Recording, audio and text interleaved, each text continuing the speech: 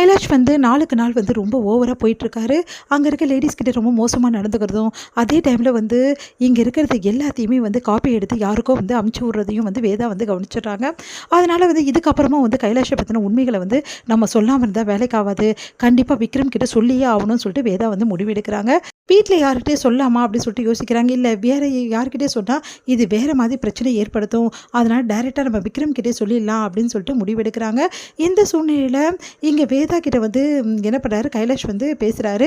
இந்த மாதிரி எந்த விஷயத்தையும் வந்து விக்ரம் கிட்ட சொல்லாத, நான் வந்து இந்த மாதிரி வந்து தப்பு பண்ண மாட்டேங்க, எத்தனை வாட்டி இதே மாதிரி சொல்லிட்டீங்க, ஆனால் மறுபடியும் எதோ தப்பு பண்ணுறீங்க.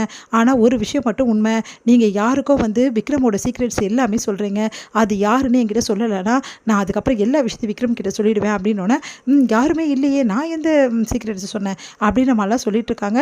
இந்த சூழ்நிலை வேதா ஒரு வேலை பண்ணுறாங்க. இந்த மாதிரி வந்து எப்படியாவது வந்து எல்லா விஷயத்தையும் விக்ரம் கிட்ட சொல்லி ஆகணும்னு சொல்லிட்டு முயற்சி பண்ணி விக்ரம் கிட்ட வந்து சொல்கிறதுக்காக எல்லா ஏற்பாடும் பண்ணிடுறாங்க. அந்த டைமில் வந்து விக்ரம் கிட்ட எல்லா விஷயத்தையுமே வந்து வேதா வந்து சொல்கிறாங்க. இந்த மாதிரி வந்து அவர் பெண்கள் கிட்ட மோசமாக நடந்துக்கிறது, யாருக்கோ கால் பண்ணி பேசுறது, இந்த மாதிரி வந்து கம்பெனி சீக்ரெட்ஸ் எல்லாம் வெளியே சொல்கிறது எல்லாத்தையுமே வந்து வேதா சொல்கிறாங்க. விக்ரம் அதிர்ச்சி அடைகிறாரு. என்ன சொல்கிற வேதா, இதெல்லாம் வந்து மாமா பண்ணாரா, என்னால் நம்பவே முடியல அப்படின்னு சொல்லிட்டு இருக்கும்போது என்ன ஆகுதுன்னா, குடும்பத்தில் எல்லாருமே வந்துடுறாங்க. பார்த்தீங்களா, நான் சொன்னேன்ல என்னை பற்றி வேதா வந்து தப்பாக வந்து விக்ரம் கிட்ட சொல்லுவான்னு சொல்லிட்டு, நீ நம்பினியாடி, வேதா சொல்லுவான்னு இப்போ பார்த்தியா எப்படி சொல்லியிருக்கா அப்படின்னு சொல்லிட்டு என்ன பண்ணுறாங்க வந்து அவங்க ஒய்ஃப் கிட்ட, கைலாஷோட ஒய்ஃப் கிட்ட வந்து கைலாஷ் வந்து சொல்கிறாரு. அதை கேட்டு அதிர்ச்சி அடைகிறாங்க. என் புருஷனை பற்றி இவ்வளோ மோசமாக ஏன் வேதா சொல்கிற, என் வாழ்க்கையை ஏன் இப்படி பண்ணுற அப்படின்னோடனே, இல்லை நீங்கள் தப்பாக புரிஞ்சுக்கிறீங்க, இவர் எவ்வளோ மோசமானவர்னா அப்படின்னு சொல்ல எவ்வளோ பார்க்குறாங்க.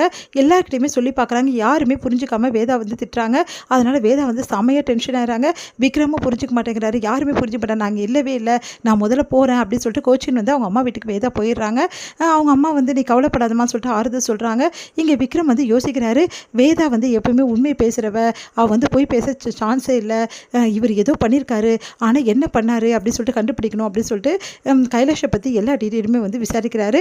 அப்போ தான் தெரிய வருது வந்து விக்ரமுக்கு, இந்த மாதிரி கைலாஷ் வந்து வெளிநாட்டில் நிறைய வந்து பண மோசடி பண்ணியிருக்காரு, அதில் நிறைய மாட்டியிருக்காரு கேஸில் அப்படின்னு சொல்லிட்டு அதை கேட்டு வந்து விக்ரம் வந்து பயங்கரமாக அதிர்ச்சி அடைகிறாரு. அப்போது மாமா இவ்வளோ வந்து மோசமானவரா அப்படின்னு சொல்லிட்டு யோசிக்கிறாரு. ஆஃபீஸில் வந்து சிசிடிவி ஃபுட்டேஜ் வந்து எடுத்து பார்க்கும்போது என்ன ஆகுதுன்னா, இவர் வந்து எவ்வளோ விளையாடிருக்காரு பொண்ணுங்க கிட்ட அப்படின்ற விஷயத்தையும் வந்து நம்ம வந்து விக்ரம் வந்து கண்டுபிடிக்கிறாரு. ஆஃபீஸ்லேயே வந்து செக் பண்ணி பார்க்குறாரு. அப்போவும் அவர் விளையாடிருக்க விஷயம் தெரிய வருது விக்ரமுக்கு. அதனால் வந்து விக்ரம் வந்து எல்லா உண்மையும் வந்து தெரிஞ்சுக்கிறாரு. வேதா மேலே வந்து எந்த தப்புமே இல்லைன்னு புரிஞ்சுக்கிறாரு. இது முடியுது.